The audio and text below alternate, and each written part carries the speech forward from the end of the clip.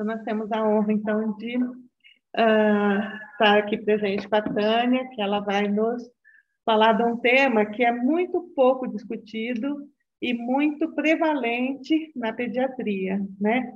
Que a gente, com certeza, que a gente assim muitas vezes não faz assim, ideia de como medida simples, né?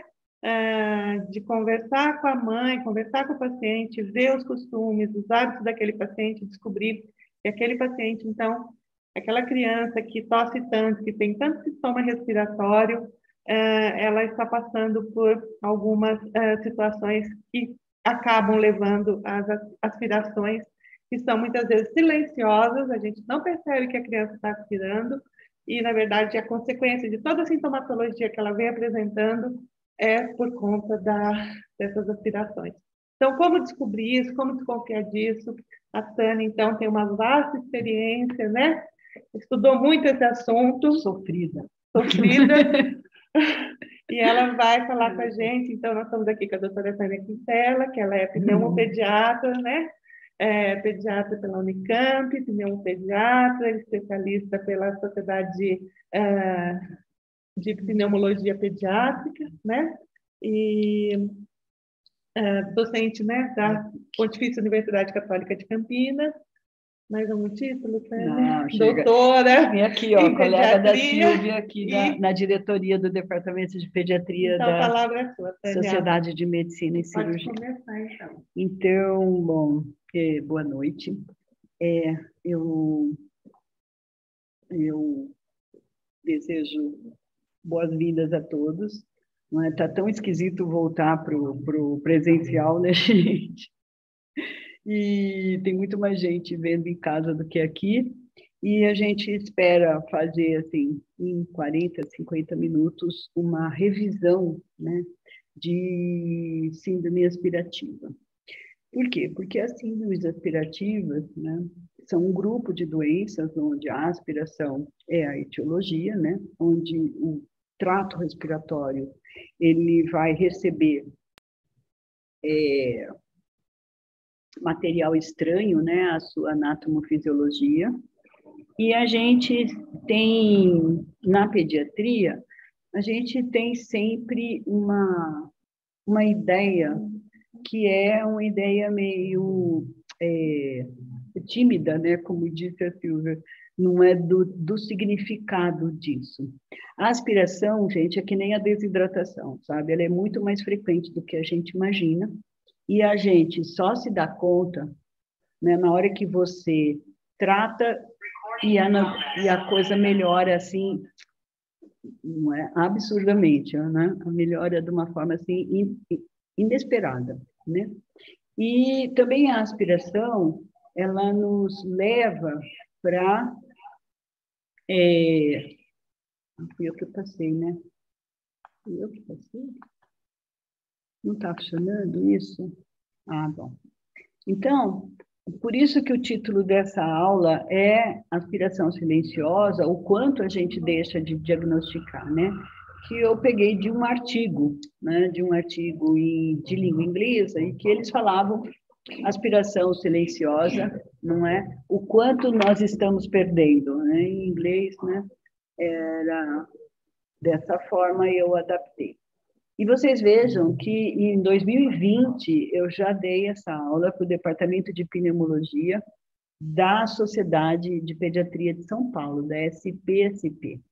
E agora a gente está fazendo aqui de novo, e eu fiz uma atualização, mas assim, o problema é muito grande e a gente não tem visto uma solução assim rápida, né?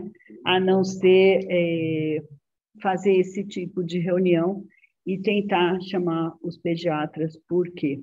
Porque as residências ainda estão engatinhando, né, nesse assunto da aspiração habitual. Então, vamos passar, né? Então, olha, em outubro de 2020, eu coloquei aspiração silenciosa em inglês no Google e vieram 62 milhões de resultados, né? Que a gente vê a importância que tem o tema. E agora, eu coloquei de novo e veio 34 milhões. 500 mil resultados, né? O que mostra que está havendo uma diminuição no interesse, porque é uma área difícil de trabalhar, todo mundo sabe, né? Então, vamos ver o que eu consigo, né? Então, a aspiração é a entrada de material estranho nas vias aéreas inferiores, né? Abaixo da glote, geralmente manifesta por tosse. Entretanto, mais frequente do que a gente pensa, ela pode ocorrer sem clínica evidente naquele momento. Então, isso se chama de aspiração silenciosa. Não tem sintomas no momento que ela acontece. Mas, horas depois, vai surgir a clínica, em consequência do processo inflamatório, não é? Que essa aspiração vai fazer na via aérea. Então, essa professora Deborah Ramsay é uma grande estudiosa das aspirações silenciosas. E o James Tutor, ele é especialista em disfagia, e ele tem uma grande revisão, são, assim, 2 textos que eu me baseei muitas vezes para montar essa discussão. Então, por que a gente aspira, né? Os mecanismos, e por que seria silenciosa, né? Os mecanismos, então, eles incluem a coordenação central ou local deficiente, não é? Fazendo uma incoordenação da musculatura do faringe. Eles incluem uma redução da sensibilidade do faringe, porque na hora que eu aspiro e isso entra para a via aérea, né? Eu preciso ter sensibilidade para fazer o sintoma, né? Para elicitar o sintoma. Então, existe uma redução de sensibilidade.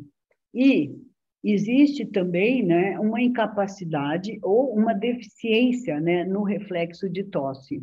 Deveria tossir, por que não tosse, né? Então, talvez seja por baixos níveis de substância P, que é um neuropeptídeo que participa, né, nas junções, né, neuromusculares, e a gente utiliza 30 pares de músculos para deglutir um alimento. Então, e também os baixos níveis de dopamina, que também é um neurotransmissor, como vocês sabem. E quando que a gente deve pensar em aspiração?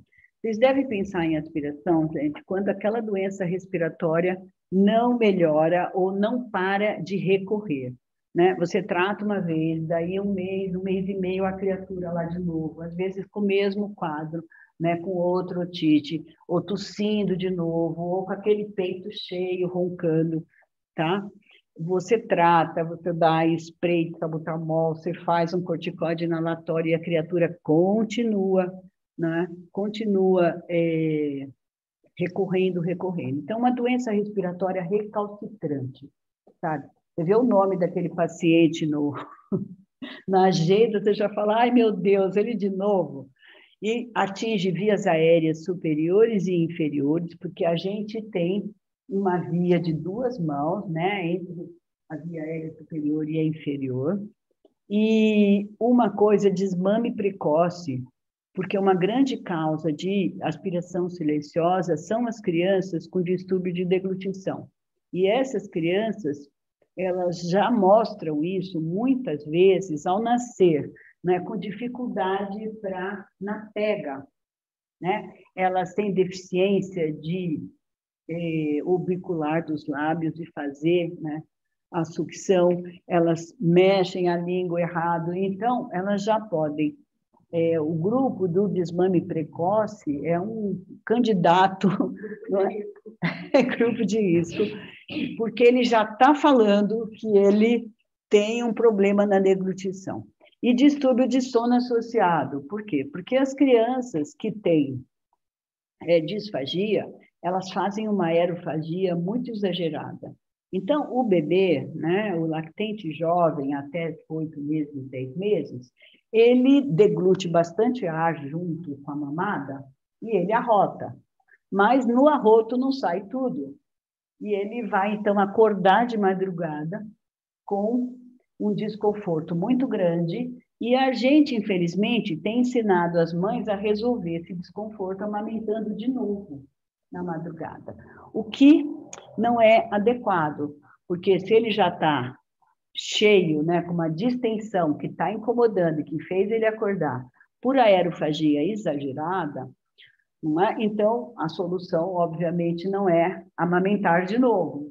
Então, essa orientação que a gente dá na maternidade, sabe, chorou, mama, precisava ter um parênteses aí, não é, em referência ao sono noturno, né, ao período noturno. Então, o distúrbio de sono deve chamar atenção para crianças com possível disfagia e aerofagia exagerada.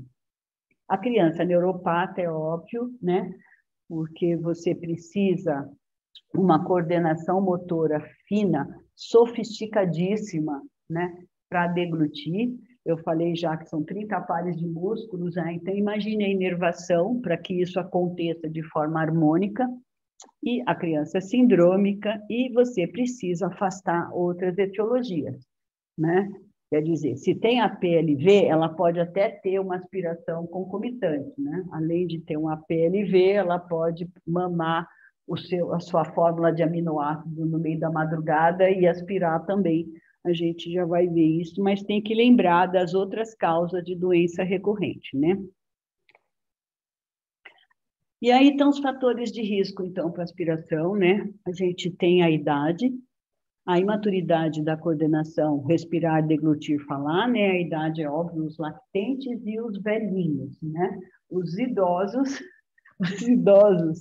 também têm já uma musculatura, já não é mais, e mesmo a coordenação, né? Neuromuscular, já diminuída. O rebaixamento do nível de alerta, é claro. Então, a criança que tem disfagia, ela vai fazer uma deficiência na coordenação entre respirar, deglutir e falar, porque a gente usa o mesmo plexo, os mesmos nervos, né? E os mesmos músculos para fazer respirar, deglutir, falar, e a mesma via, passa tudo aqui pelo faringe. Então, a fadiga, esse eu achei sensacional. Esse está num texto do James Tutor, que é essa revisão aqui, ó. Opa!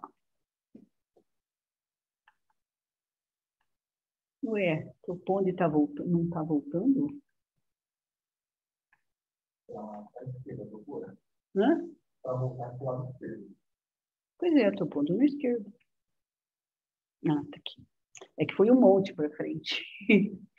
Então, aqui, ó, gente, nessa revisão aqui, ó, do James Tutor de 2020, ele fala que esses bebês que ficam mamando 40 minutos, eles entram em fadiga muscular.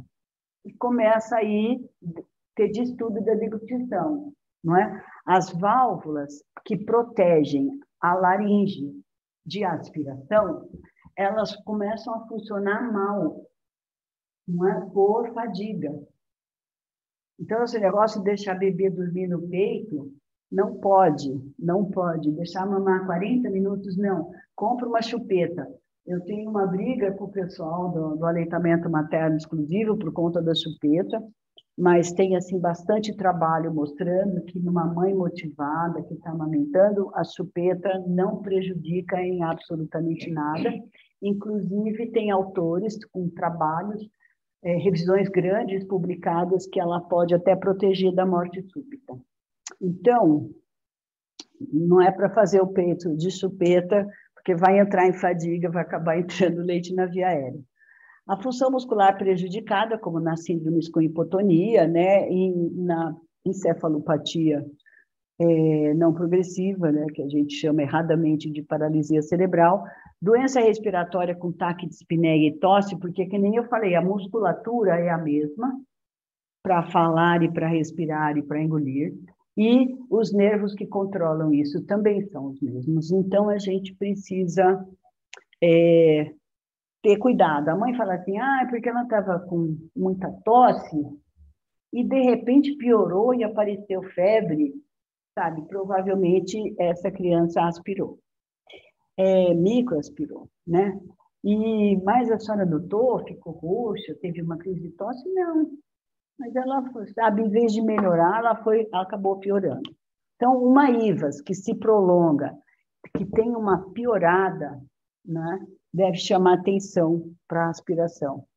E a gente já vai falar, olha só, isso aqui é da Deborah Ramsay, e o tutor também fala isso, não é? Os hábitos de alimentares inadequados, né? Descritos como overfeeding ou comer rapidamente, né? Então, tem aqueles bebês muito gulosos que mamam e a mãe abre o bico da mamadeira e aí você vai ter. E aquelas mamadeiras de 330 ml. Gente, precisa, sabe, precisa que o ministro da Saúde proíba.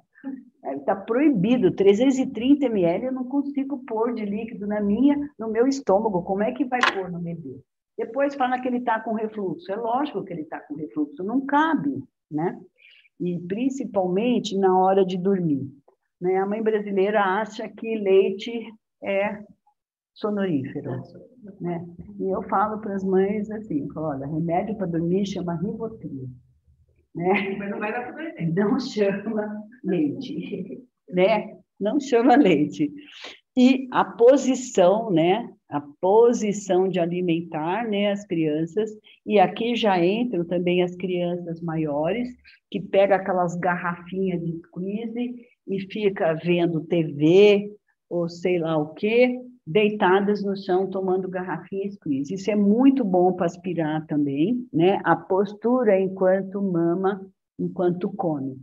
Então, a mamadeira, você vai ter, a partir de 1 ano e meio, um crescimento grande do segmento cervical, e aí não vai dar para manter mamadeira nessas crianças. Para isso, tem o tal do copo de transição. E eu já tiro até o copo de transição nessa idade. O copo de transição é de 1 ano a 1 ano e meio. 1 ano e meio é canudo. Por quê? Porque copo de transição, mamadeira e garrafinha, squeeze, vai fazer o quê? Vai mamar nessa postura. Porque não vem o resto, né? Tá mamando assim, não vem. Então, tem que fazer isso. E essa postura é para entubar, minha gente.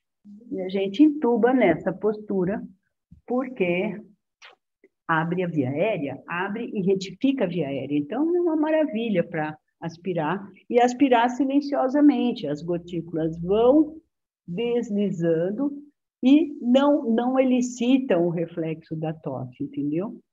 As IVAs prolongadas, já falei, a doença respiratória crônica, sonda nasogástrica, sonda nasointeral, traqueostomia, gastrostomia e ventilação mecânica são grandes, né, fatores de risco para microaspiração e até aspiração mesmo. Então, isso aí a gente chama de aspiração habitual, porque tem a aspiração eventual que vocês todos conhecem, que é a aspiração de corpo estranho, a aspiração de mecônio, né? Os acidentes todos, os acidentes todos, né? E, então, nas aspirações habituais, a gente tem as malformações congênitas, eu vou mostrar, né, as fístulas e as fendas, e aspiração de via aérea superior, a famosa síndrome sinusbrônquica, que muita gente acha que não existe, mas o povo que trabalha com aspiração não tem dúvida nenhuma que existe. Por quê? Porque bota azul de metileno aqui nos seios da face e depois faz um lavado broncoalveolar e aparece azul de metileno. Então, saiu daqui, existe, né? Os distúrbios de deglutição, o refluxo gastroesofágico e a técnica alimentar inadequada. Então, eu queria falar para vocês que todas essas aspirações do grupo aspiração habitual ou crônica podem ser silenciosas. Todas elas. Eu vou falar sobre essas que estão em vermelhos, vou passar rapidamente pelas outras, tá bom?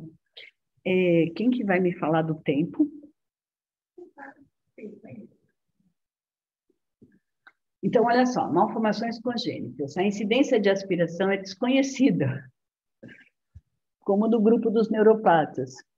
A estenose de coanas e as anomalias craniofaciais, a gente sabe que aspira, porque você altera toda a arquitetura, né? E, portanto, a dinâmica da face. As fendas palatinas, não é meio por 1000 nascidos vivos. Refluxo faringo-nasal é muito comum nos fissurados com ou sem fissura labial, basta a fissura palatal.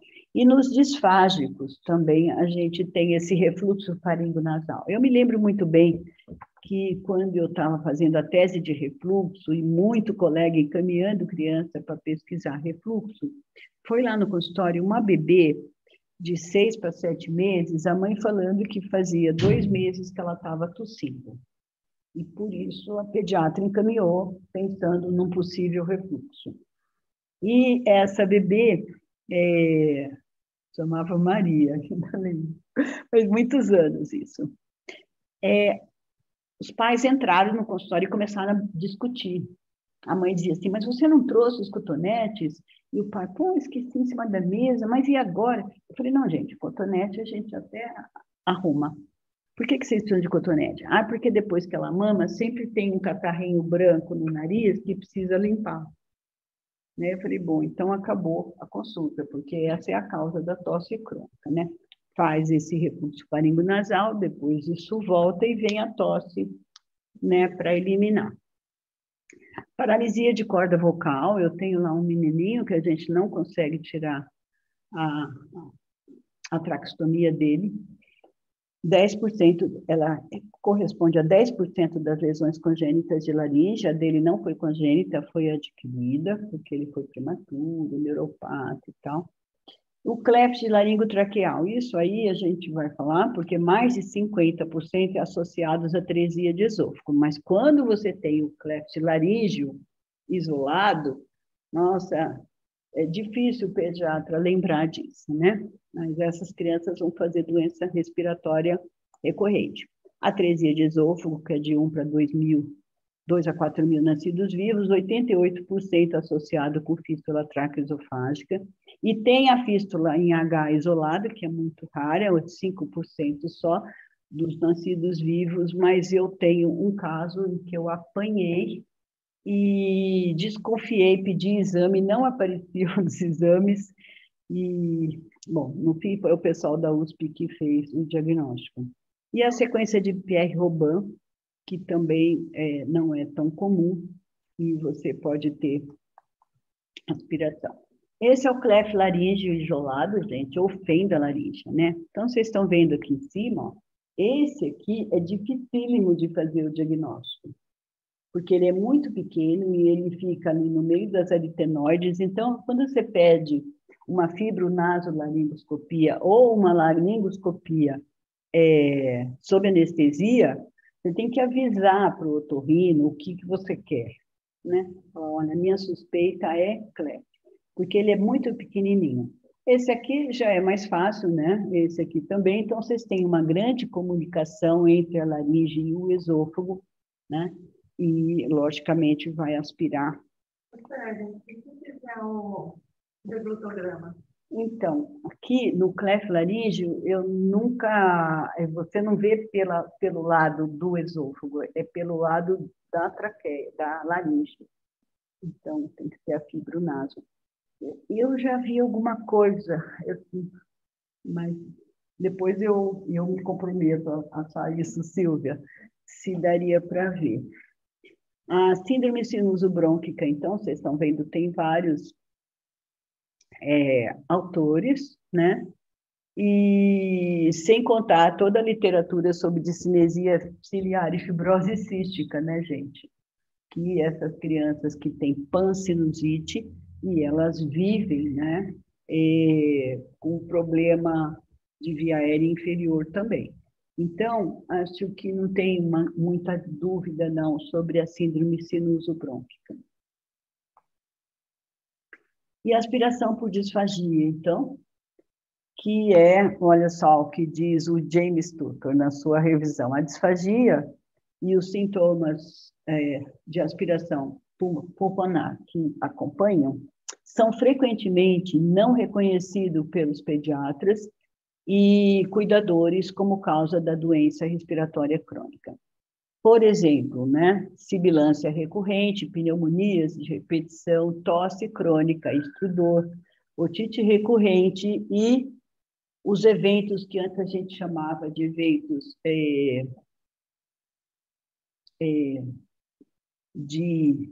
com risco de vida, né? que agora chama Brief Resolved and Explaining Events. Tem outro nome, mas é isso, aquela criança que parece que está em apneia, que desmaia e daqui a pouco volta. Tem uma sigla, né? Então, tem uma sigla, que é isso, é BR BRUI. É. Antigamente era ALT, Apparent Life Threatening Event. Adicionalmente, os clínicos, né, no caso os pediatras clínicos, podem não estar familiarizados com o tratamento e a avaliação, né, específica desses problemas, adequada, né, de pacientes com disfagia e aspiração crônica. Porque realmente a gente não está preparado, né, gente? Eu nem na residência, nem na minha graduação, eu nunca tive síndrome aspirativa, né, como um capítulo à parte, não é, do currículo. E é uma coisa mesmo muito menosprezada, tanto que vocês veem que esse guideline do CHESS de janeiro de 2006, né, de tosse, não, guideline sobre tosse, mudou isso daqui em relação ao anterior. Então, olha, só em 2006 que aparece a aspiração por disfagia como causa de tosse, né? Em 2006, né? Demorou bastante, né? E aqui, para vocês verem como o negócio, a coisa é muito complexa mesmo, né?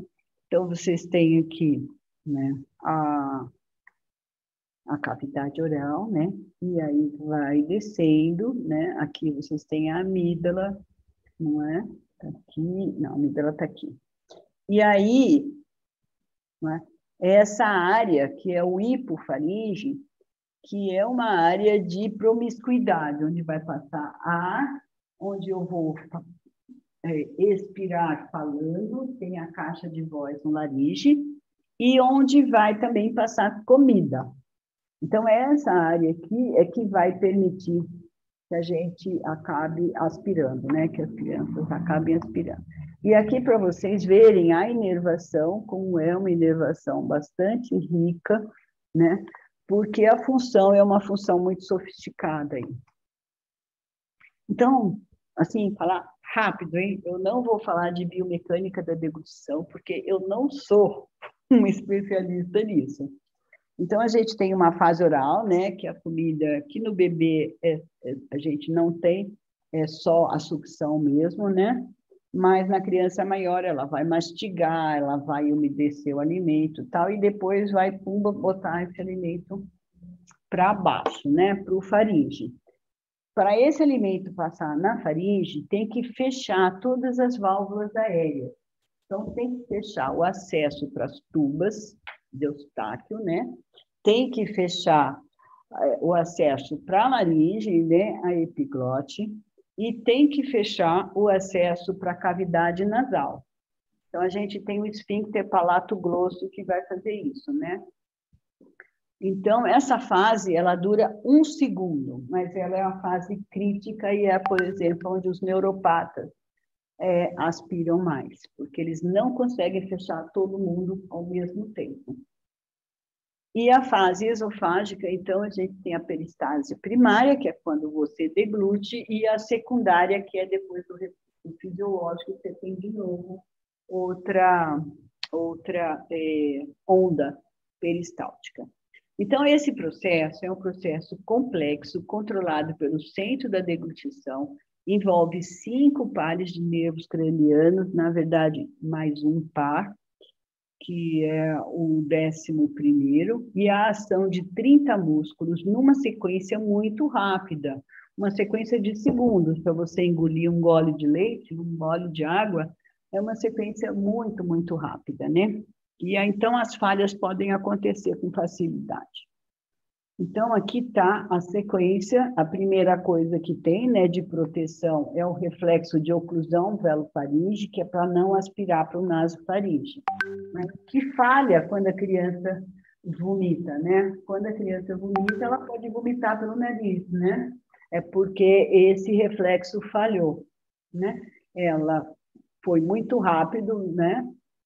O desencadeamento do vômito, e então acaba saindo pelo nariz. Mas deve chamar atenção para a possibilidade de disfagia. O reflexo de oclusão glótica, lógico, né? Impede a penetração traqueal. Aí a epiglote sobe e vai para trás, levando por elevação do ióide e da laringe. Protege, né? Quando você sobe a laringe, você protege da entrada de alimento. A adução das falsas cordas vocais, que é o espaço que fica entre a corda vocal e a parede, isso chama falsas cordas. E a contração das pregas ariepiglóticas, direcionando o alimento pelos seios piriformes, porque aqui no meio está a laringe, então o alimento desliza pelos seios e cai no esôfago. Ele faz assim, né, para cair no esôfago. Aliás, faz assim, né, para cair no esôfago que está posterior. O relaxamento do esfíncter esofágico superior, também chamado de crico faríngeo, porque se eu engolir e o crico faríngeo não abrir, o alimento volta e vai voltar pelo nariz e pela boca. O fechamento do esfíncter esofágico superior para não ter aerofagia, para proteger também a laringe de refluxo gastroesofágico, que é por isso que você vai ter apneias obstrutivas, porque na hora que o refluxo sobe, estimula as terminações nervosas ácidos sensíveis no terço distal do esôfago, e então a laringe é informada que está subindo, e então desencadeia um reflexo de fechamento, que é um reflexo de proteção, para não broncoaspirar, né? Para não entrar nada na laringe, e vai causar apneia obstrutiva. E tem a abertura do esfíncter esofágico inferior, claro, porque se não abrir, né, para entrar no esôfago, para entrar no estômago, isso aí tudo pode voltar. Então, a incidência de disfunção da deglutição associada com síndrome aspirativa não é conhecida, porque os sinais clínicos de aspiração podem ser muito discretos, né? Muito suaves, né? Tanto quanto 70% dos pacientes com disfagia faríngea com aspiração têm aspiração silenciosa. Isto é, nenhum sinal clínico não é durante essa aspiração. É duro para a gente, né? É duro para a gente. Você tem que estar ligado mesmo na clínica que vai vir depois para levantar essa hipótese. Você só vai levantar se você pensar nisso, né? É aquela história. Só faz o diagnóstico, né? Quem só acha quem procura, né? Então, aqui, olha, crianças que você bateu o olho já sabe que elas podem estar aspirando, né? Então, essas crianças, elas têm uma flacidez muito grande, né, das bochechas, né? Tem uma língua flácida que geralmente está para fora da boca, né? Veja, mesmo essa menininha aqui, né? Já grandinha, a língua repousando no lábio inferior. Olha essa bochecha aqui flácida, né? Essa menininha tinha otite de repetição, né? Essa outra menina tem as olheiras, tá vendo a bochecha flácida, o lábio flácido, língua mal posturada. Esse menininho também com uma hipotonia facial muito grande. E esse aqui com uma deficiência de vedamento labial. Ele não consegue, a musculatura dele, não é orbicular dos lábios, não tem força hipotônica para ele fechar e não ficar babando o tempo todo, né? E olha só o que pode fazer uma fono boa, como a fonoaudióloga Rosiane Rebelo, que foi com quem eu aprendi tudo que eu sei de disfagia. Mando todas as minhas crianças para ela, bebê que não pega peito, bebê que a mãe tem dor para amamentar. Esses bebês estão sugando errado, despacho tudo para ela. E esse é um bebê que ela tratou, gente, olha só, leite materno exclusivo, com tosse crônica já, uma tossinha, um nariz tampado, baixo ganho poderal. Foi lá, ela fez 8 sessões de fono em 20 dias, e esse bebê ganhou 700 gramas e parou de tossir. Olha a carinha dele depois, parece que passou um mês, né? Não, nem um mês, 20 dias, né? Veja que a papada que ele tinha, olha, de tanta flacidez, tá vendo? Ele tinha duplo queixo, por essa bochecha caída. E todo mundo fala assim, ai, meu Deus, eu achava tão bonitinho o bebê bochechudo, quer dizer que é disfágico, né? Porque aqui sim, né? Uma bochechinha no lugar. E aqui, crianças maiores também podem ter disfagia, além de refluxo. O Matheus, de 12 anos, com uma rinite brava, tinha uma sinusite que eu não dava conta, gente. Aí, eu fiz uma pH-metria e ele tinha realmente refluxo, inclusive com a ZMD positiva, que é um parâmetro da pH-metria que fala a favor de doença respiratória associada ao refluxo. Mas aí eu arranjei um otorrino ótimo, interessado em disfagia, e ele fez uma fibronaso dando alimento para esse menino, né, uma fibronasolaringoscopia da deglutição. E aí, que é o professor Ariovaldo Armando Silva, lá da Unicamp, e ele achou não só uma laringite ácida, mas que essa criança fazia estase de saliva nos seios piriformes, e aí a saliva acabava entrando em seios da face. Então, quer dizer, não ia sarar nunca. E a gente mandou ele para uma fono, e ele acabou melhorando e sarando dessa sinusite crônica. Então, o diagnóstico de disfagia é um diagnóstico que eu sempre recomendo mesmo, é mandar para uma fono especializada. Mas você, no deglutograma, pode aparecer, né? Pode aparecer aquele esôfago hipotônico, pode aparecer a criança regurgitando para o nariz. Então, você tem alguns sinais no deglutograma baritado, pode até aparecer a entrada de bário na via aérea, né? O ultrassom da deglutição, que esse par de autores descreve maravilhas, mas aqui no Brasil não achei ninguém que acredite nisso. Acham que não dá para fazer e a gente não tem experiência nenhuma. Você pode fazer o salivograma, né? Com radioisótopo, e pode fazer o deglutograma e ver se o alimento está sendo corretamente conduzido. E o considerado padrão ouro é a cinevideofluoroscopia da deglutição, que consiste de você filmar enquanto a criança come alimento com bário. A gente faz na radiodiagnose, né? O Dr. Pires foi quem primeiro fez isso aqui em Campinas, né? Não sei não se não foi no Brasil. Eu estava fazendo a minha tese e eu fui lá para ele, falar para ele que eu precisava desse negócio. E aí ele começou a fazer, a criança faz um jejum de 3, 4 horas, vai lá, toma, primeiro ela toma líquido, né, o leite dela com um pouquinho de bário, e aí ele filma, em vez de só fazer radiografar, não, ele filma, né? E depois faz com iogurte, que é mais grossinho, que é o pastoso, e depois come bolacha ou pão com um pouquinho de bário para a gente ver. Porque a criança pode ter uma... Nossa, a gente passou um monte. O que acontece? Que faz isso? A criança pode ter disfagia para líquidos e não ter para sólidos. Sabe? Ela pode ter para sólido e não ter para pastoso. É por isso que o exame é feito com 3 texturas de alimento, tá bom?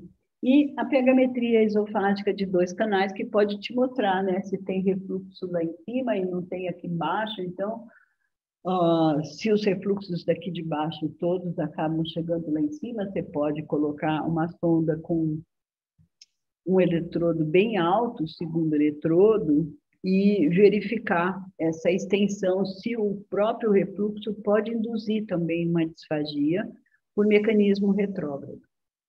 Mas eu acho que o padrão ouro mesmo é mandar para uma fono entendida, né, em disfagia.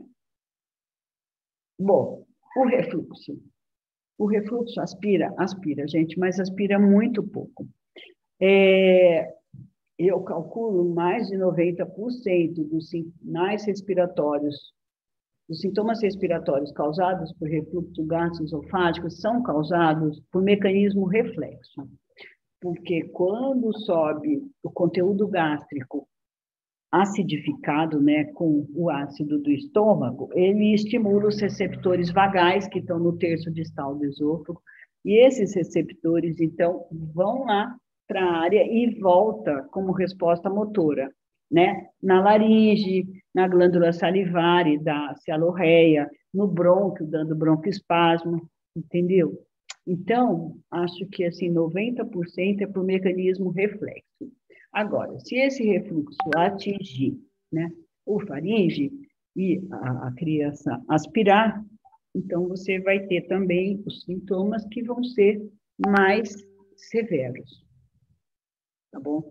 E a grande questão, a gente teve uma época aí de muito diagnóstico de refluxo, até me sinto meio culpada, porque depois da minha filha, eu fiquei dando aula de refluxo e eu dava com muita paixão, né? Parecia que era a doença maior do universo, e o refluxo pode dar qualquer sinal respiratório que vocês quiserem, pode ser causado por refluxo, mas a gente tem que lembrar que se mama deitado e entra gotinha de leite, né, na tuba de Eustáquio, não é muito mais frequente do que um refluxo subir até o faringe e entrar pela tuba de Eustáquio e causar uma disfunção de tuba com uma otite crônica. Ai, meu Deus, de novo.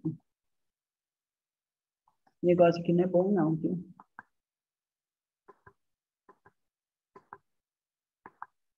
Então, estão aí, né, os sinais, né, do refluxo e também as sequelas graves, né, como aqui a apneia, ou a bronquiolite obliterante, abscesso pulmonar e fibrose pulmonar.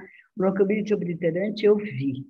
E vi também bronquiectasias, mas fibrose pulmonar nunca vi nem abscesso, mas está na literatura, super bem descrito e documentado, tá bom? E por que tanto diagnóstico de refluxo? Então, o Callahan falava em 98, e isso, infelizmente, ainda é verdade. A gente realmente melhorou o diagnóstico, a gente está fazendo mais diagnóstico de refluxo. Não é? Ele chama atenção para a puericultura. Como é que pode você dar uma mamadeira de 250 ml a cada 3 horas e botar a criança para dormir? Está pedindo, né? Está pedindo para ela ter refluxo, não é? Os índios, por exemplo, amamentam cada 5, 10 minutos, né? Por 5 minutinhos só, e a criança fica erguida aqui, pendurada naqueles panos, né? Que aqui nos países da América Latina chama aguaio, né? Nos países de língua espanhola, e a criança fica erguida entre as mamadas, e não deitada com a barrigona cheia a cada 3 horas. Então, a puericultura, acho que tem um papel nesse refluxo meio que induzido, né? E, sem dúvida nenhuma, muito importante, o aumento de diagnósticos duvidosos, né, gente? Eu já recebi criança tomando tudo que tem direito, né? Agora, ainda bem que não tem mais ranitidina, não tem mais domperidona, está acabando também, porque dá 1 mês, dá 2 meses, a criança não melhora, né? Não melhora quase nada e continua dando. Você pode fazer o teste terapêutico, você deve fazer teste terapêutico, mas você precisa ler o resultado do teste terapêutico, sabe? Não melhorou, em 3, 4 semanas, reveja o diagnóstico. Reveja o diagnóstico, porque provavelmente não é refluxo gastroesofágico. E aqui lembrar sempre do refluxo fisiológico. Gente, todo mundo tem. Eu que fiz pH-metria aí durante 18 anos, 20 anos fazendo pH-metria, adulto, velhinho, criança, todo mundo tem refluxo fisiológico. Você enche o estômago, né? E aí fica a pressão intragástrica aumenta e a natureza, sabiamente, dá uma abridinha na cárdia para tirar aquele excesso de gás, né? E aí vai subir um pouquinho de líquido junto. do conteúdo gástrico. Então, isto é o refluxo fisiológico. Ele é pós-prandial, ele acontece em qualquer idade, ele é de curta duração, ele não existe durante o sono, e a exposição ácida desses mini refluxos, você somar todos, não dá 1 hora nas 24 horas do dia, tá? Agora, gente, olha aqui em vermelho, qualquer teste de imagem que você faça, vai aparecer esse. Então, cuidado, porque você pode estar tratando um refluxo fisiológico, que, claro, não vai melhorar o seu doente em nada, tá? Por definição, o refluxo fisiológico não causa dano. Isso aqui é para mostrar para vocês o tanto de refluxo que tem no lactente, olha.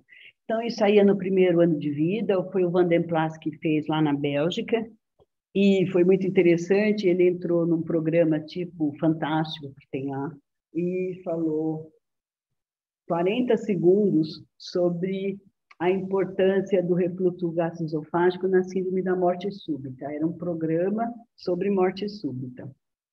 E aí ele falou que o refluxo podia estar implicado em 30%, né, dos casos. A criança fazia o refluxo e aí a laringe fechava para proteger de broncoaspiração, fazia a apneia obstrutiva e ia a óbito. Bom, no dia seguinte, ele falou que a pH-metria podia prever esses lactentes que regurgitavam muito, podia dar uma ideia, e no dia seguinte tinha 506 famílias querendo fazer pH-metria nos seus bebês sadios. Então, ele construiu essa curva de percentis, né, de refluxo em crianças sadias regurgitadoras, tá? Então, isso aqui é uma curva de normais. Então, vocês vejam que no primeiro e segundo mês de vida, olha, chega a mais de 11% do tempo refluindo, né? Isso aqui é o percentual de tempo tendo refluxo durante o exame. Então, isso vai, né, mantendo, tá vendo? Ao redor de 10% até 6 meses, né? Quando, então, vai caindo, depois volta a subir e termina aí por perto de 8%. Então, existe uma padronização que até 10% no primeiro ano de vida acabou é normal. A gente faz a pH-metria e não considera, porque isto são bebês normais, tá bom? Então, a gente precisa saber o normal do exame. Então, o raio-x, o esofagograma, ele não dá diagnóstico de refluxo por isso, porque ninguém sabe qual é o normal. Qual é o normal, né, no raio-x? Ninguém sabe. Por quê? Porque você não pode irradiar 50 crianças sadias para saber qual é o normal. Nenhuma comissão de ética no mundo vai aprovar isso, entendeu? Então, todos os raios-x que a gente tem de esofagograma são de crianças com alguma doença. Então, qual é o normal? Ninguém sabe. Então, não dá para considerar aquilo, e ainda por cima que o raio-x, gente, o esofagograma, o certo é fazer esôfago, gastro, duodenografia, ou seriografia gastrointestinal,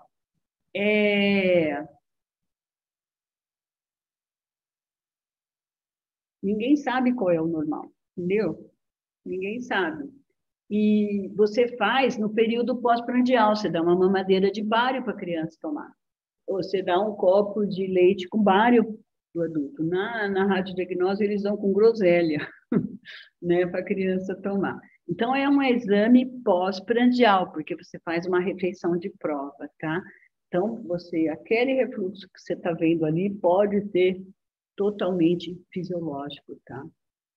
Muito bom. Então, esse menino, com 8 anos e 4 meses, veio para mim contando que até 1 ano e meio ele regurgitava doidado e chorava e tinha bastante sintomas típicos de refluxo, dificuldade para ganhar peso. Depois ele fez sibilância recorrente, né, bronquite obstrutiva recorrente, até os 5 anos. Desenvolveu uma rinite alérgica, fez uma otite crônica tão feia que ele não queria mais ir na escola, porque cheirava mal, contaminou, colonizou, acho que com pseudomonas, e Foi um drama. E aí apareceu uma tosse crônica e ele teve 4 pneumonias. Foi feita uma tomografia, né, o otorrino pediu, que mostrou sinusite e mastoidite crônica. Aí ele veio para mim e eu falei, bom, isso está com cara de refluxo, uma doença muito recalcitrante, né?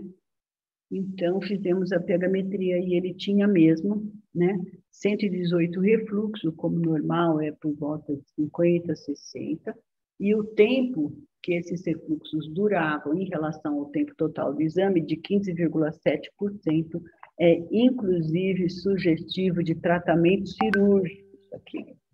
E ele tinha 72 refluxos, desses 118, 72 chegava lá no faringe, né, podendo então causar esta sinusite que ele tinha crônica, tá?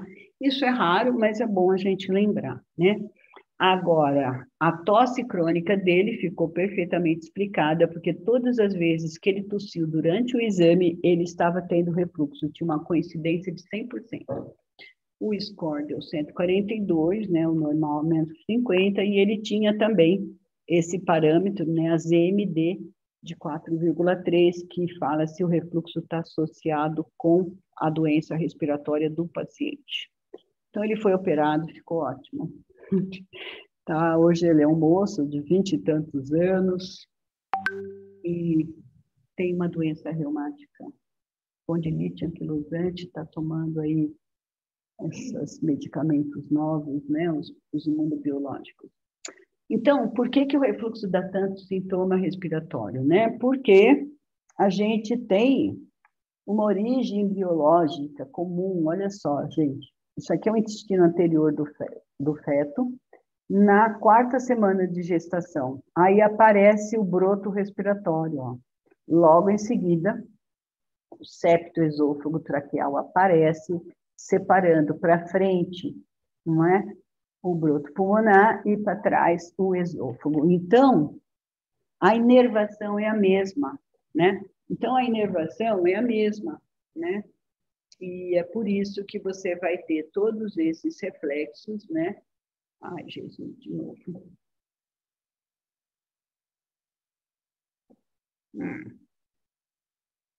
Bom.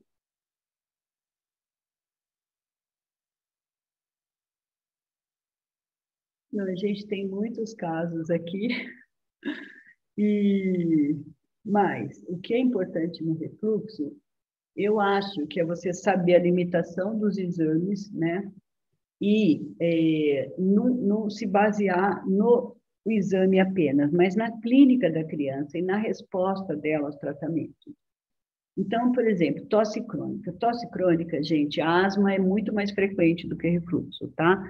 A gente fez um levantamento de 370 crianças lá na clínica e na PUC, e 39% era asma, tá? Tosse crônica, né? E refluxo deu 20%, uma coisa assim. Então, sabe, a asma é muito mais comum. Então, se é uma criança com tosse crônica, você deve investigar primeiro, fazer um teste para, né, asma.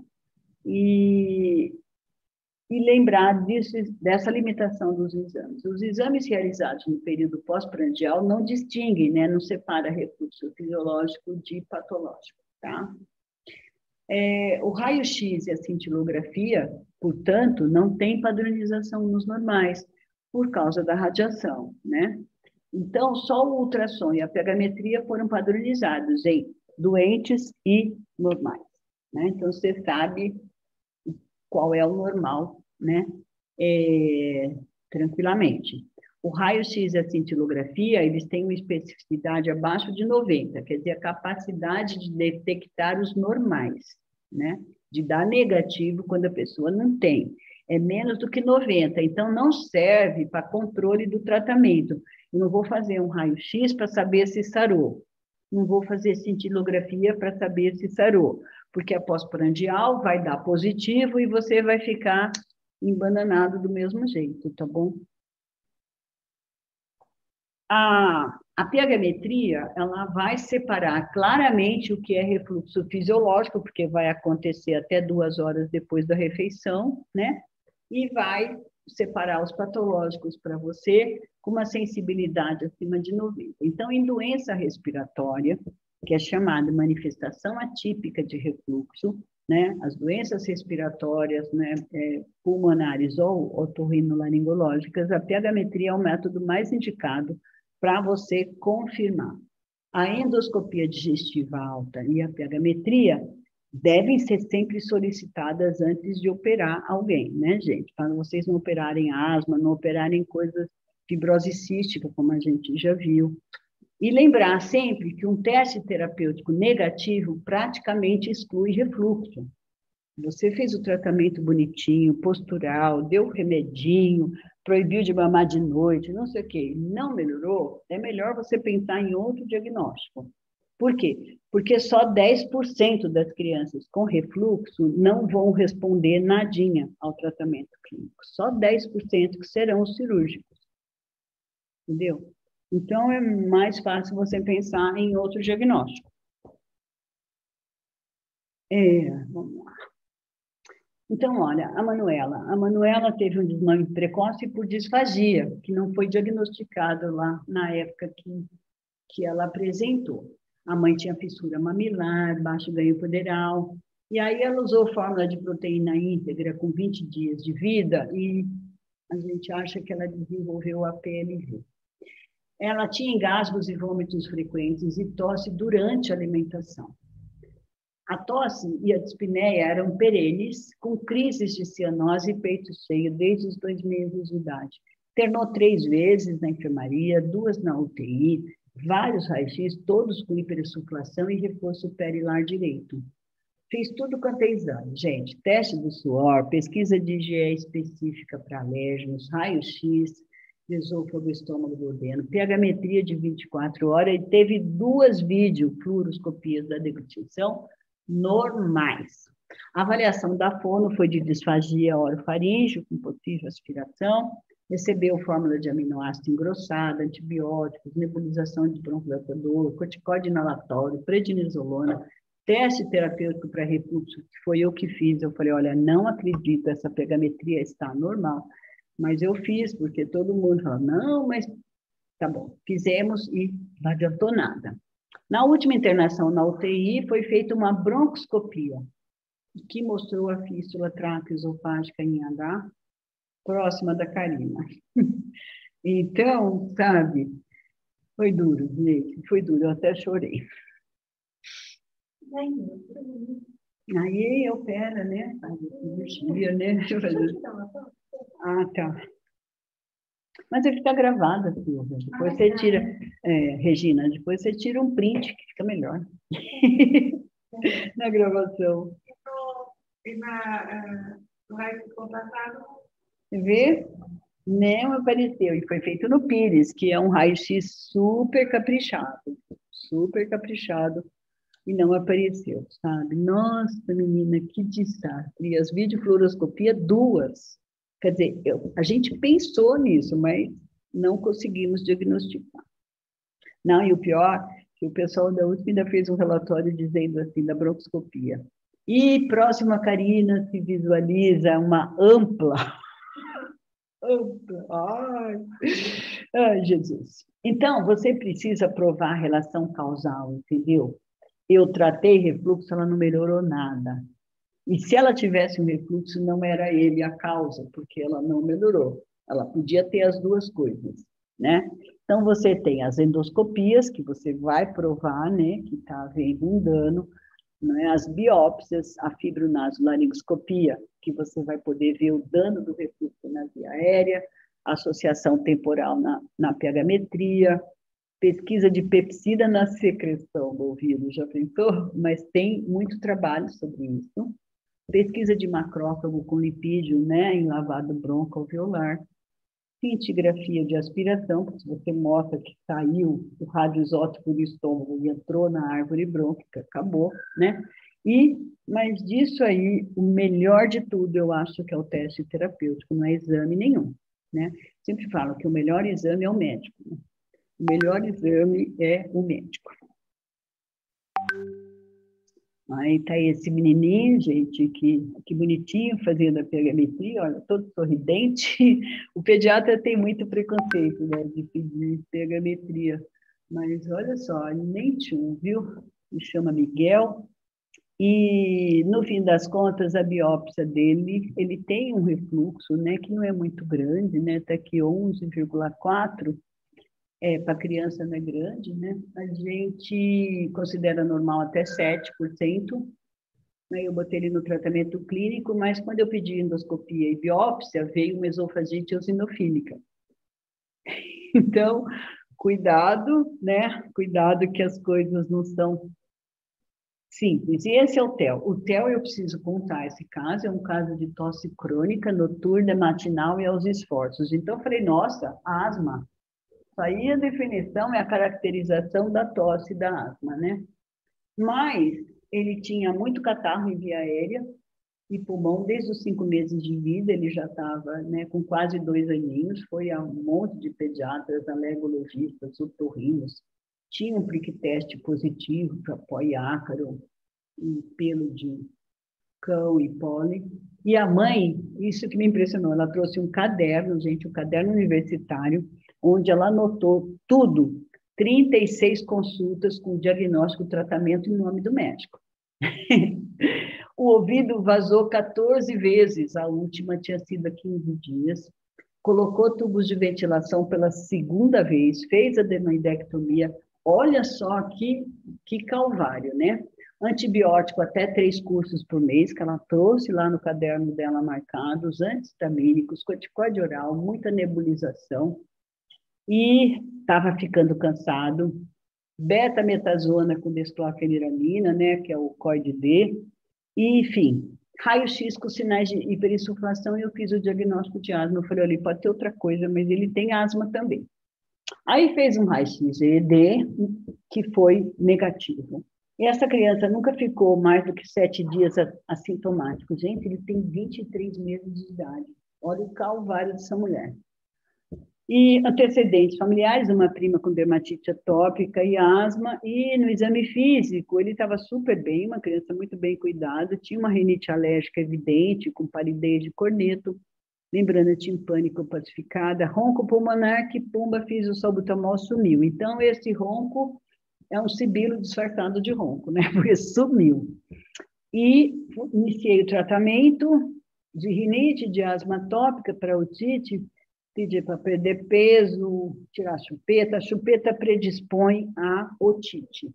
Tem um trabalho muito lindo da Holanda, com 476 crianças, né, de 2 creches, uma que permitia levar chupeta, outra que não permitia, e os otorrinos da faculdade lá ficaram indo lá durante 1 ano ver o ouvido das crianças todo mês.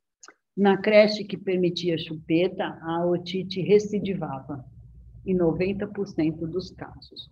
E na outra, não.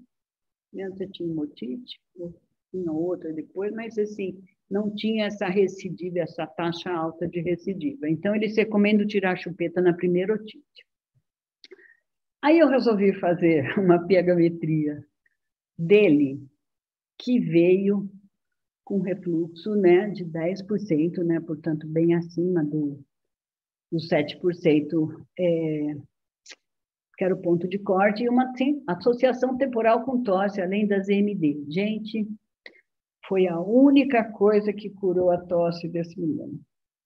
A única coisa foi o tratamento de refluxo. Ele tinha asma e ele tinha refluxo, tá certo? Mas o refluxo estava comandando essa tosse aí. Então, como que eu vou fazer o tratamento, né? Mudança de hábitos, o tratamento postural, o dietético, o fonoaudiológico, né? Se tiver disfagia associada, medicamentoso. E essa postura eu ainda uso, essa aí é uma foto da minha filha, porque ninguém vai me convencer que dá para dormir assim, para evitar a morte súbita e que não vai ter refluxo, porque olha como fica o líquido dentro do estômago, né? Então, isso aqui abriu, bum, vem tudo. Eu ainda continuo colocando as crianças erguidas e em decúbito ventral. Deixa eu falar para vocês, não tem nenhum trabalho, de novo, que bom, hein? Não sei como é que faz agora.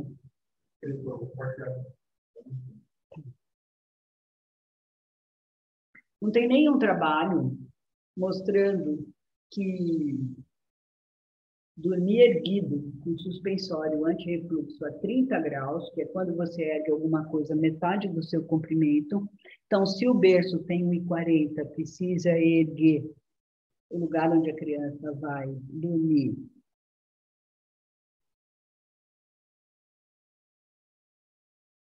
Precisa erguer o lugar onde a criança vai dormir. A metade, né? 35 centímetros. Então, a gente põe uma prancha antirrefluxo. E aqui é o tratamento da disfagia e da aspiração, que é um tratamento para especialista mesmo. A gente tem que ter foro, na verdade, tem que ter uma equipe. E o tratamento cirúrgico do refluxo tem as indicações, independente do tratamento clínico. Claro, se a criança fez 2 apneias, foi parar na UTI, então não vai ficar enrolando para mandar operar a criança, né? E o problema mesmo é esse vermelho. Ali também, na independente do tratamento clínico, entra a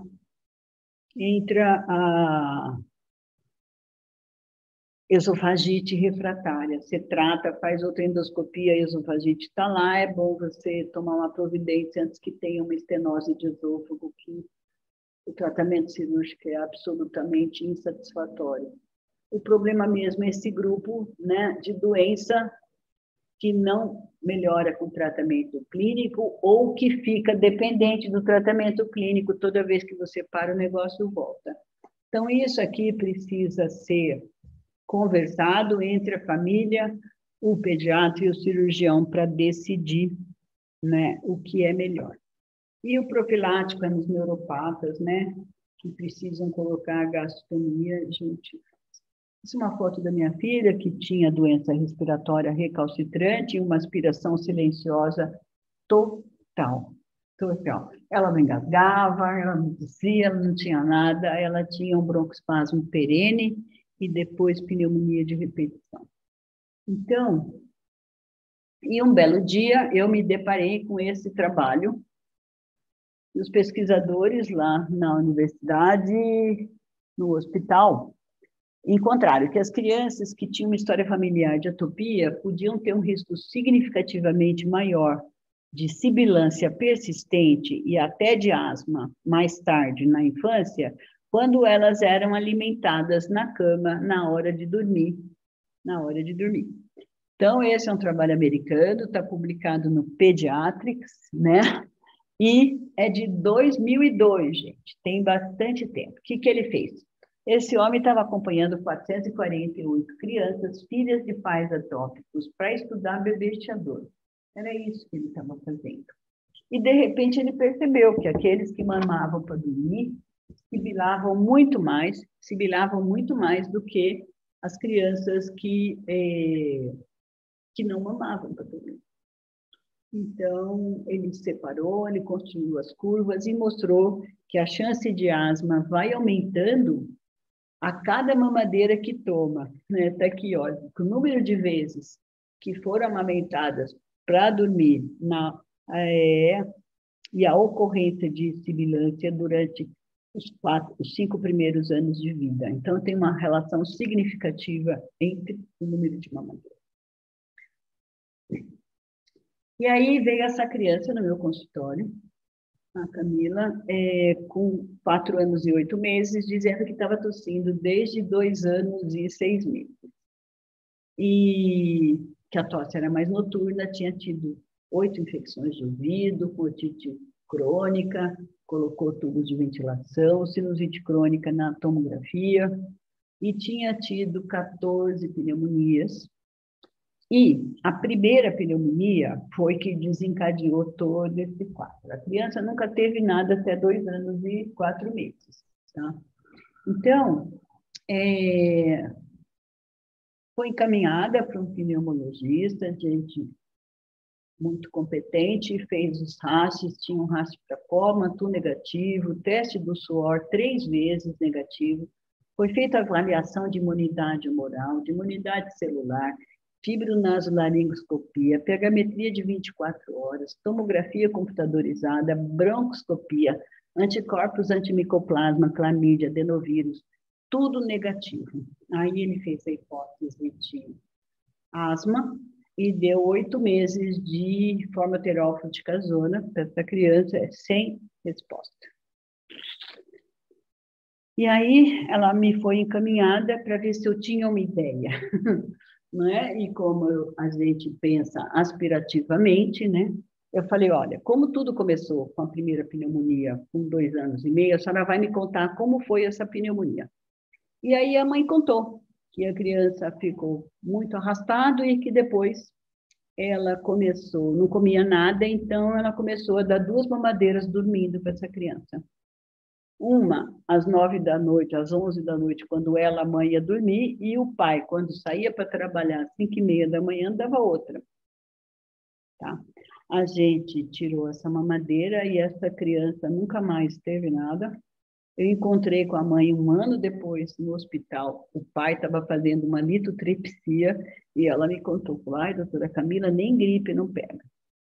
Então, esse caso, acho que assim, para chamar atenção, né, para as aspirações silenciosas e esse outra coisa que eu sempre falo para os meus clientes, para convencê-los a tirar a mamada da noite, é a mortalidade em Porto Alegre, não é no ano de 2005 a 2007, eu acho, por causas externas, que são os acidentes. Né? Na faixa etária de 0 a 4 anos, a maior mortalidade foi a aspiração de conteúdo gástrico, o alimento, na prática, a aspiração de mamadeiras, seguida por outros eventos, como sufocação na cama e semelhantes, e esses eventos correspondem a 73% dos óbitos por acidente nos menores de 5 anos.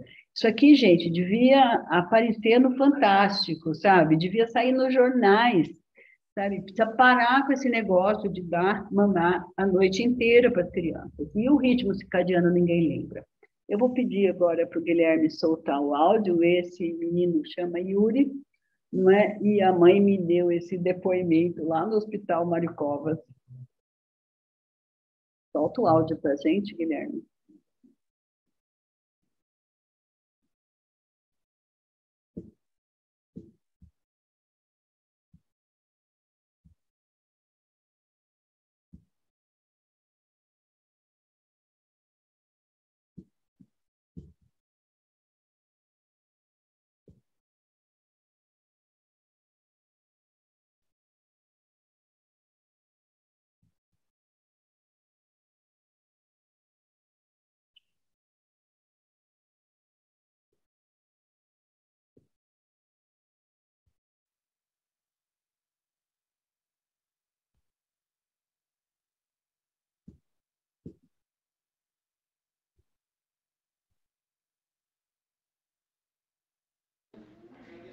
Sou mãe do Yuri, de 6 anos.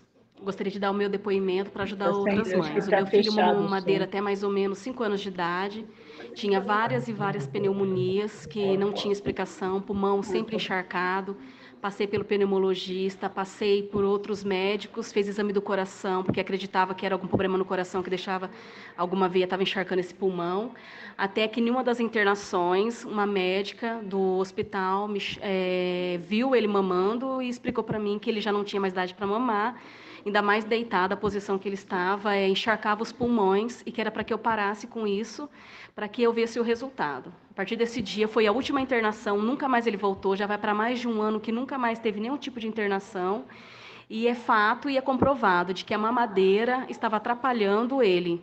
Ele mamava, encharcava o pulmão e não sarava, não cessava. E chegava na época do frio, a situação piorava mais ainda. Foram várias e várias e várias internações, tomou aquela injeção de adrenalina e não tinha resultado. Depois que eu parei com a mamadeira, nunca mais ficou internada. Já vai fazer 2 anos que nunca mais eu voltei no hospital e fiquei com ele internada. Sarou.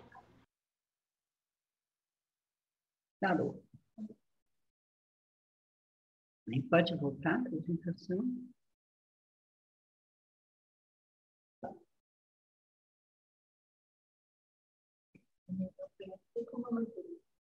Isso.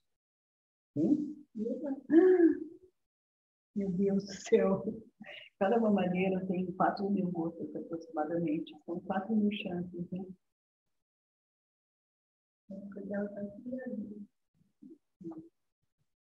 É.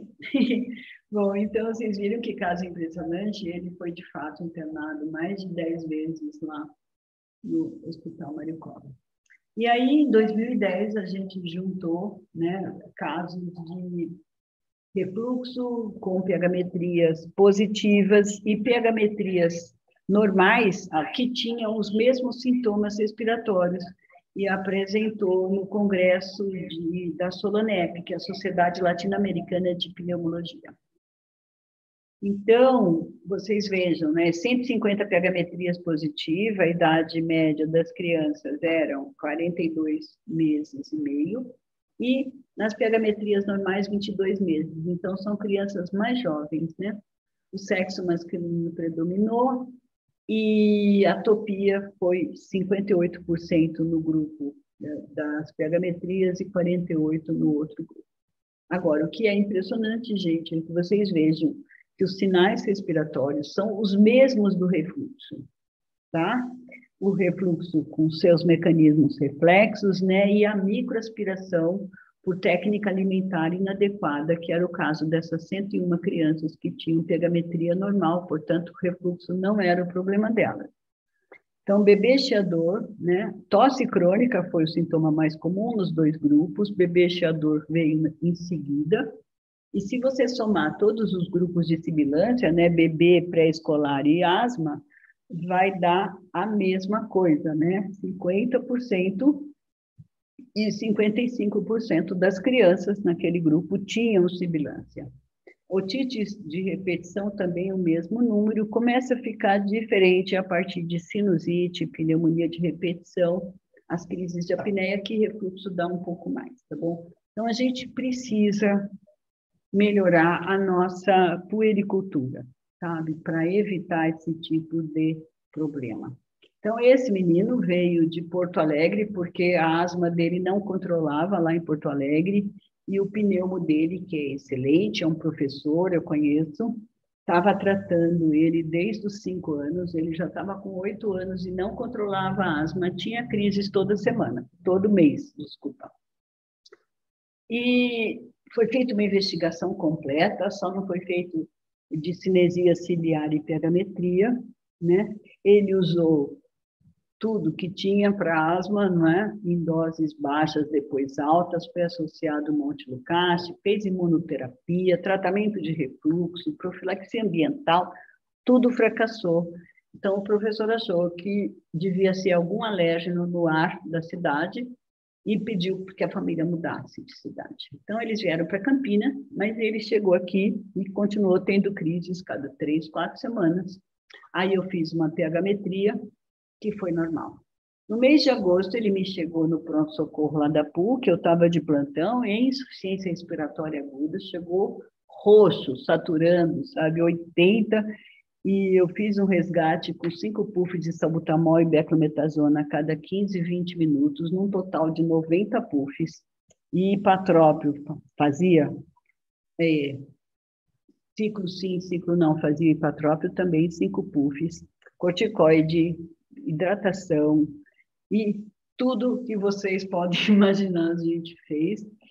E por fim, mandei para a UTI, consegui tirar, ele estava só com raros roncos. Eu fui fazer a história, e aí a mãe me conta que aquela crise apareceu do nada, que ele estava ótimo, e que ele foi, tomou o TT dele para dormir e acordou assim às 5 da manhã. E aí eu falei, mas ele toma TT? A senhora está falando para mim que ele toma leite ou que ele usa mamadeira? Não, ele usa mamadeira com 8 anos de idade, e vocês viram, a aspiração foi silenciosa, ele não teve nada, ele tomou para dormir e acordou às 5h30 da manhã, nesse jeito aí que eu falei para vocês. Bom, a gente foi diminuindo o remédio, né? Ela fez 4 retornos no consultório até dezembro, e eu dei alta, porque ele não teve mais nenhuma crise. Um ano depois, eu encontrei essa mãe no shopping fazendo compras de Natal. E perguntei do São Paulo, e ela me disse assim, nossa, o guri nunca mais teve nada, aquela mamadeira estava matando o menino. E a senhora acha que ele tem asma? Eu falei, nossa, é uma boa pergunta, eu não sei dizer. Eu não sei dizer. Então, a gente tem as seguintes técnicas inadequadas. A mamadeira de decúbito é um problema, mamar deitado em qualquer idade, tá? Mesmo leite materno no peito da mamãe, o bebê embaixo, eu não recomendaria, né? Quanto mais jovem, mais difícil, né? Os mecanismos de controle para evitar aspiração, então eu acho que não deve amamentar ninguém na cama, muito menos de noite. A segunda forma muito frequente é a mamadeira para dormir. Gente, e o ritmo circadiano, né? O aparelho digestivo está em repouso, está em stand-by durante a noite, porque ele trabalhou o dia inteiro, não é? Então, o ritmo circadiano determina, né, um stand-by para o aparelho digestivo à noite. À noite, a gente vai ter mesmo a secreção de GH durante o sono noturno, que vai, então, incorporar todos os nutrientes que foram digeridos e absorvidos durante o dia. Não tem sentido nenhum, não é leite para dormir e nem leite na madrugada, que também vocês estão vendo ali, é muito frequente, 77% das crianças mamam depois que o aparelho digestivo já está dormindo, que não é depois do escuro total, entre 1 e 2 horas, lá para as 8 da noite. E mamadeira dormindo, 19% das mães faz isso, e é onde a gente encontra as doenças mais graves, né? As 13 pneumonias da menina lá. Mamadeira fora de idade, né? Eu já expliquei, né? Que você vai fazer a extensão do pescoço e, portanto, a postura para entubar não dá para mamar nessa posição. E muita associação com distúrbio de sono, né? A gente fez um trabalho de tosse crônica, onde a gente mostrou, concordando com a literatura, que a tosse crônica tinha uma etiologia em 47% dos casos e 2 etiologias em 42,6%, e a etiologia mais frequente foi em 60% dos casos, foi as técnicas inadequadas de alimentação. Então, eu quero agradecer a atenção de vocês, quero mais uma vez, né, falar que eu não falaria nada disso aqui hoje se não tivesse tido uma filha com aspiração silenciosa, que teve 9 pneumonias e que não morreu porque Deus não quis. Deus não quis, não é? E que os olhos não enxergam aquilo que o cérebro não conhece. Para a gente começar a perceber as aspirações silenciosas, a gente precisa ter esse treinamento teórico e de ver, não é, alguns casos, como eu mostrei. Eu peço desculpas pelo avançado da hora. Então, obrigada, Tânia, né? A gente tem a agradecer você pela brilhante aula, eu acho que não adiantou em nada, assim, ela foi muito completa, né? E a gente está aguardando as perguntas, se quiserem, né, Guilherme? Você passa para a gente.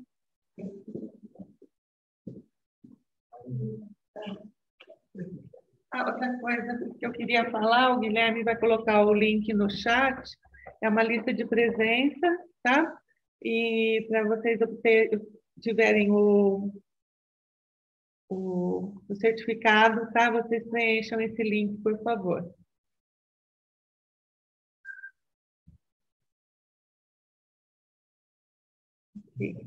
Hã? Por enquanto, sim. Por enquanto, nós estamos sem pergunta. Muito bom. Bom, alguma pergunta que você queira fazer? Tem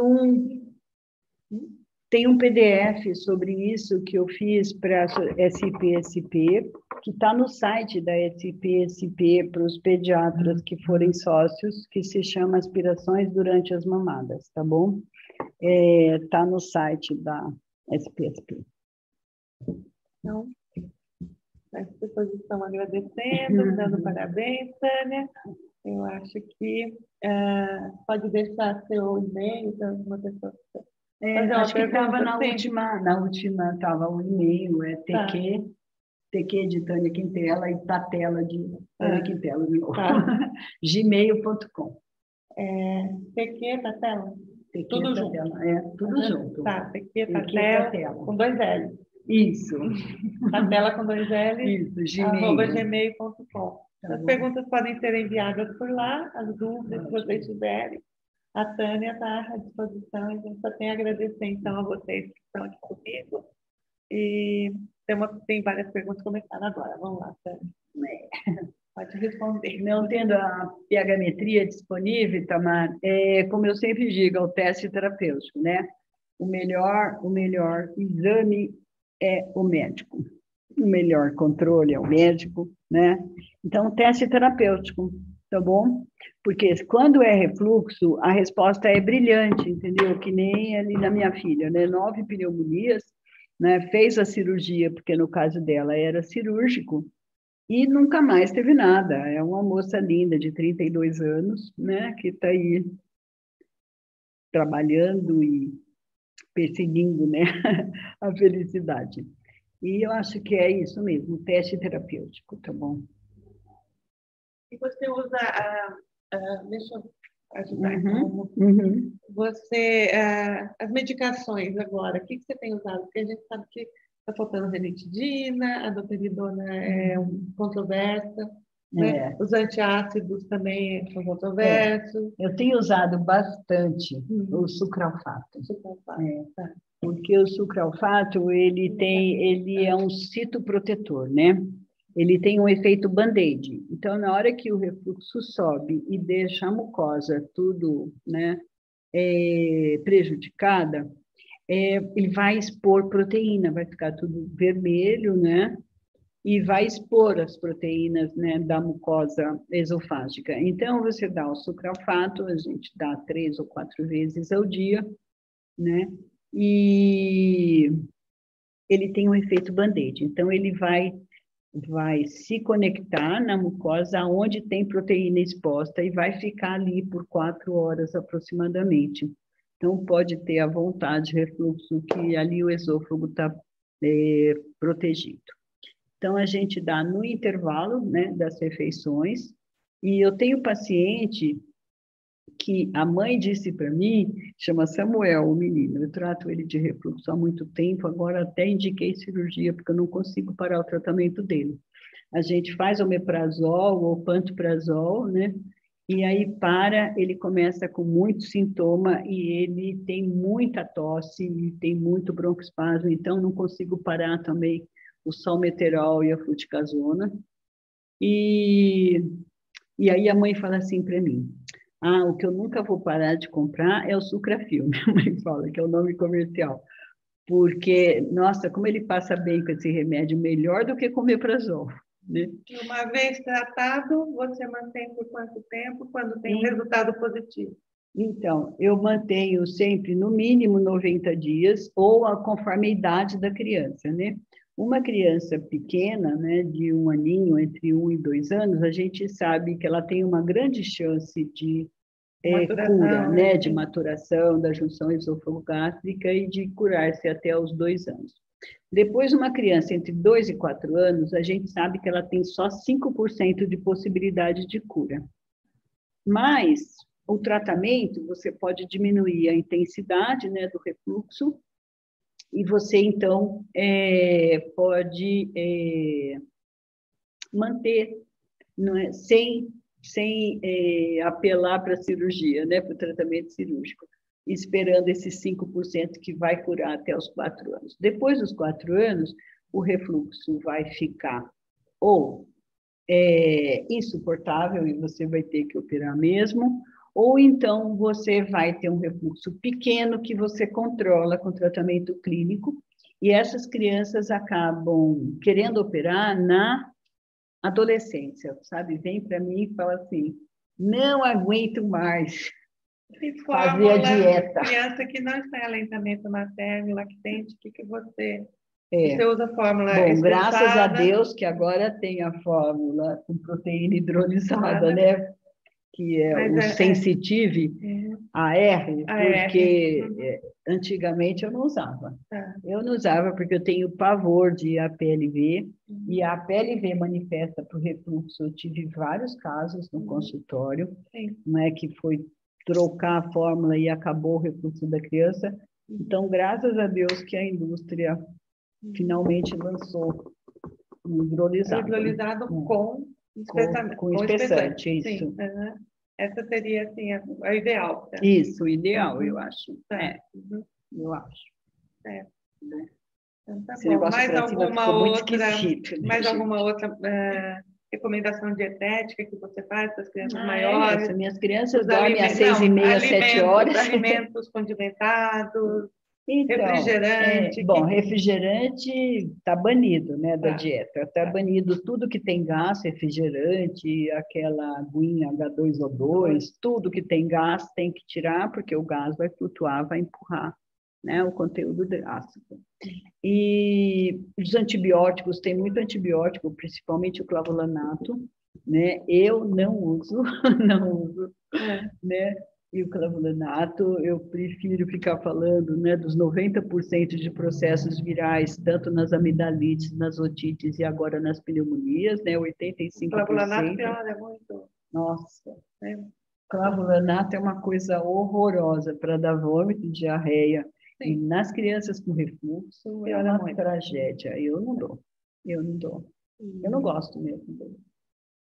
A gente já fala para não usar, mas assim, ketchup, mostarda, maionese, crianças maiores. Isso eu falo para as mães, sabe, que ela tem que ter um pouco de bom senso. Não pode, sabe, cortar tudo da criança o tempo todo, mas pode dar uma escapadinha numa festa de aniversário que vai tomar 2 dedos. Pois é. Chocolate deveria ser o chocolate desengordurado, né? Nescau no TT. Nescau no TT, nem pensar. Nem pensar, né? Mãe, não, tem que ser mingau de aveia. Mingau de aveia. Mingau de aveia. Alimentação é complicado. E eu acabo indicando a cirurgia nos adolescentes, porque é assim, eu dou alta, né? O menino está com 8 anos, quando ele está com 13, volta. Não é o menino com a cara emburrada e a mãe com aquela cara frita. Sai, doutor, ele não quer mais fazer dieta, ele só fala que quer operar, que quer sarar disso. Então, a gente acaba indicando a cirurgia na adolescência, porque a criatura não faz mais o tratamento clínico. Ele até toma remédio, mas a dieta ele quer tomar Coca-Cola e comer batata frita, né? Não tem jeito. E aí resolve. Ele só fica obeso. Bom, a obesidade atrapalha muito, gente. É uma coisa muito difícil do tratamento do refluxo, é a gente ter controle da obesidade. A obesidade aumenta a pressão, né, intraabdominal, que por sua vez vai empurrar o estômago e a junção para cima, e a gente vai ter um refluxo brabo que não vai resolver com remédio nenhum, enquanto a gente não fizer o controle da obesidade, tá bom? Precisa controlar a obesidade. E o sono é muito importante, porque os hormônios que emagrecem, né, toda aquela questão de síndrome metabólica, é no sono noturno que eles são sintetizados. Então, precisa dormir cedo.